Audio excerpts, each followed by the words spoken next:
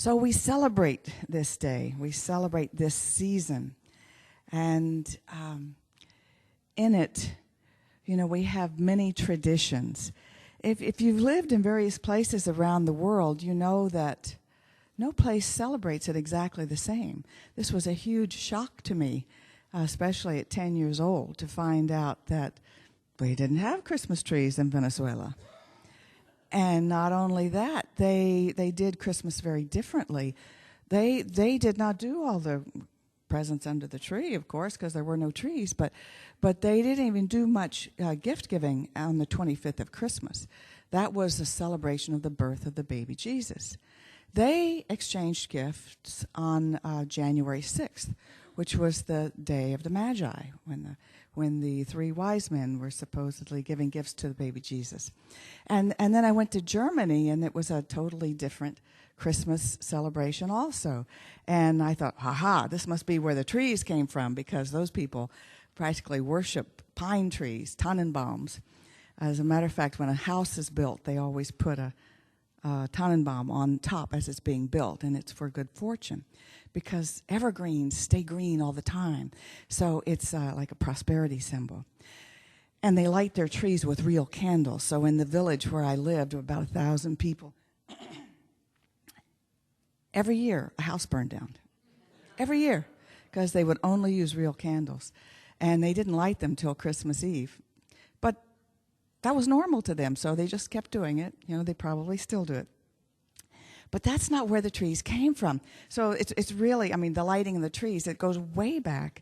And I just find it interesting. I just find it interesting how we celebrate this holiday and where things really came from. We actually started, December 25th is really not the birthday of Jesus. We really don't know when he was born, because the first book of the Bible that was ever written was Mark, and his birth isn't even mentioned there. Nor is it mentioned in John, the last of the Gospels.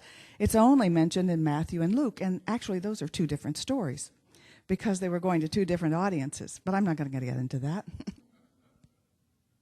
I just want to say, so when did this start, that we started celebrating it on the 25th of December? Because it was a huge shock to me. I was already grown before I found out that he wasn't really born on December 25th.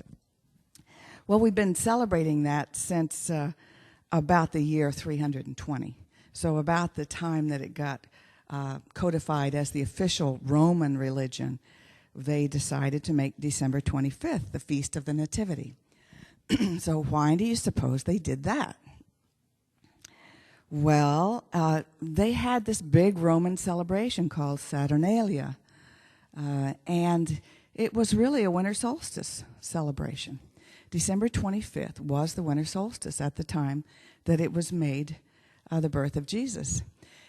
And it was a huge celebration, sort of combination Christmas and New Year's all in one, And it was probably the favorite holiday of the Romans. And they lit trees with candles. They went singing through the streets. They gave gifts. And it was also a period of lawlessness. All laws were suspended for a period of time, and even the judges were on holiday. And so, anything went. And so it was a wild and raucous holiday. And the church really didn't want people celebrating that holiday as Christians, but they wouldn't convert unless they said they could still celebrate Saturnalia. So they made it December 25th and allowed them to celebrate it for a while. I think that lawlessness made its way into Germany right before Lent. They have this thing called Fasching, which is like carnival. And there's a period of time, there's one Saturday night where anything goes. You can do anything. And you do not answer to your spouse or anyone else. I thought it was very interesting. It was also interesting to observe living in a little village. So the Yule goes way back there. The date of 320 coincides with the popular pagan Roman celebration of winter solstice Yule. That was the Yule. celebration, the log that would burn all night. And the church effectively replaced the pagan focal point of worship with a Christian one. And it has an interesting history, this whole thing with Christmas. It was actually banned in the days of our Puritan forefathers here in this country. The Puritan sect in England considered Christmas a pagan festival in the guise of a Christian holy day, and the rowdy public behavior, excessive eating and drinking, and particularly the singing of carols was offensive and forbidden. So when the Puritans came to power in England in 1642, their laws prohibited church services and civic festivities on Christmas Day. Businesses stayed open and people worked. 1642. But the people continued to celebrate, and in 1647 riots broke out to protest the laws. And the restoration of the monarch in 1660, where was that? England, led to the reversal of the harsh policies. So the celebration of Christmas was also illegal in New England. Well, that's where I started. Between 1659 and 1681, the fine for celebrating Christmas in Mass was 5 shillings. This must be going back and forth between England and the U.S. Sorry about that. So I've got another whole history of St. Nicholas, but St. Nicholas. In Germany, it's St. Nikolaus. But I think I'll have to save that for the next service. And that's a whole interesting mix of traditions as well. So I would like to, and they don't have Santa Claus in Venezuela either, by the way.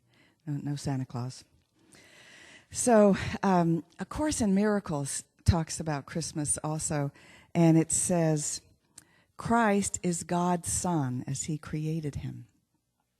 He is the self we share, uniting us with one another and with God as well. So this is exactly the meaning that we give the word Christ.